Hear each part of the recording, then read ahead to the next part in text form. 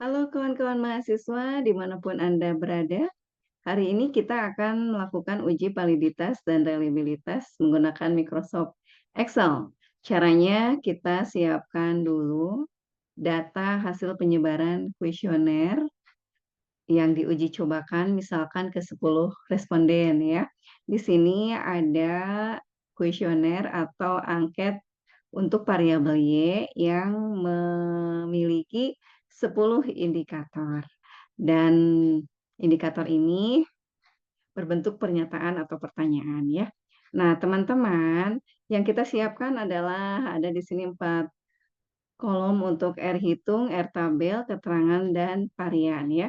Di mana R hitung diisi dengan formula Corel,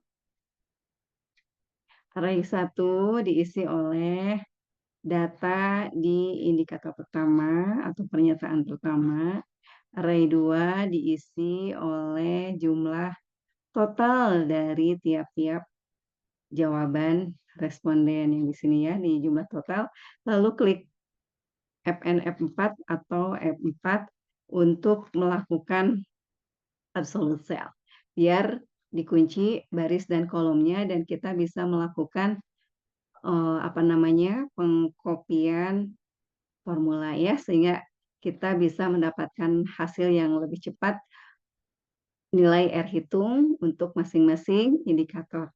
Indikator pertama ternyata R hitungnya 0,704, indikator kedua 0,704, indikator ketiga 0,411, indikator keempat 0,704, indikator kelima 0,787, indikator keenam 0,411, indikator ketujuh minus 0,470, dan indikator ke-8 memiliki nilai R hitung 0,847, indikator ke-9 0,579, dan indikator ke-10 kosong atau 0,470 ya.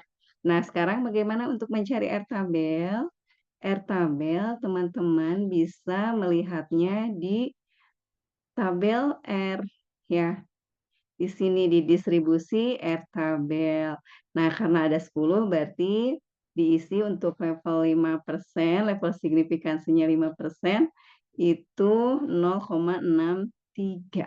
Jadi kita isikan nanti 0,63 ya di sini.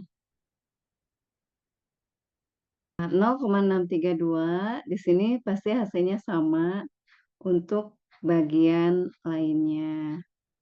Kita drag ke samping kanan ya, jadi hasilnya sama.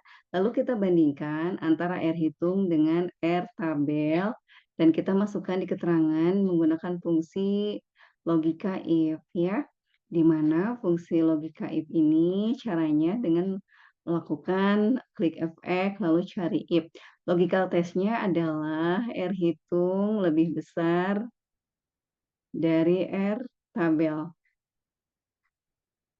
Nah, value if true-nya adalah valid. Value if false-nya tidak valid. Oke. Lalu kita seret ke samping. Nah, di sini kita peroleh yang valid ada 5 dan yang tidak valid ada 5 ya. Yang valid karena R hitung lebih besar dari R tabel, yang tidak valid karena R hitung lebih kecil dari R tabel. Tuh, lihat ya. Kita dikasih tanda di sini. Nah, artinya bagaimana perlakuan untuk kuesioner yang tidak valid ini atau indikator yang tidak valid ini. Jadi teman-teman tidak bisa melakukan penyebaran data untuk seluruh sampel yang teman-teman miliki. Teman-teman harus melakukan uji validitas kembali di mana nilai-nilai dari setiap indikator yang dimiliki oleh kuesioner ini atau instrumen ini harus valid semua ya. Nah, jangan menyerah ya, pantang menyerah. Oke, teman-teman anggap ini selesai. Lalu kita bagaimana melakukan uji reliabilitas. Karena uji validitas sudah selesai. Teman-teman tinggal melakukan kembali uji validitas berikutnya gitu ya dengan memperbaiki kuesioner yang sudah ada. Mungkin dari tata bahasa, mungkin dari indikator yang dipilih. Kita cari apakah bias atau tidak, kita menjalin komunikasi yang baik dengan responden agar pas saat pengisian kuesioner itu benar-benar layak. Seperti itu ya teman-teman. Untuk menghitung varians, karena untuk melakukan uji reliabilitas kita butuh nilai varian ya, varian, jumlah varian maupun varian total. Nah, ini caranya dengan klik FX, lalu klik varian. Nah, ini diisi oleh jawaban dari responden indikator pertama. Cukup itu ya. Oke.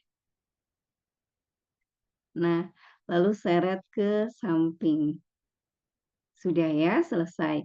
Lalu jumlah varian dengan cara mengklik sum, jumlahkan ya seluruh varian yang barusan diperoleh. Dari indikator pertama sampai indikator 10, enter. Nah, hasilnya 2,089. Varian total diisi oleh jumlah atau total dari masing-masing responden, nilai responden ya. Ini juga sama. Kita klik ini sampai selesai ya. Dari responden pertama sampai responden 10 untuk totalnya. Nah, lalu setelah itu kita bisa menghitung nilai Cronbach alfanya, kawan-kawan. Caranya klik FX. Oh, enggak klik FX ya. Sebentar. Caranya sama dengan jumlah N berapa? Jumlah N 10 dikurangi N dikurangi 1 dikurangi 9 berarti ya. Kali kurung buka 1 dikurangi jumlah varian dibagi varian total. Tutup kurung, enter. Hasilnya 4,279. Jadi kesimpulannya reliable atau enggak, kita gunakan fungsi logika if ya. Jadi logical testnya nilai Cronbach alpha lebih besar dari nilai acuan. Value if true-nya adalah reliable. Value if false-nya adalah tidak reliable. Oke. Nah, jawabannya reliable ya. Jika uji reliabilitas hasilnya reliable, tapi jika uji validitas data ini ada beberapa indikator yang tidak valid. Selamat mencoba. Wassalamualaikum warahmatullahi wabarakatuh.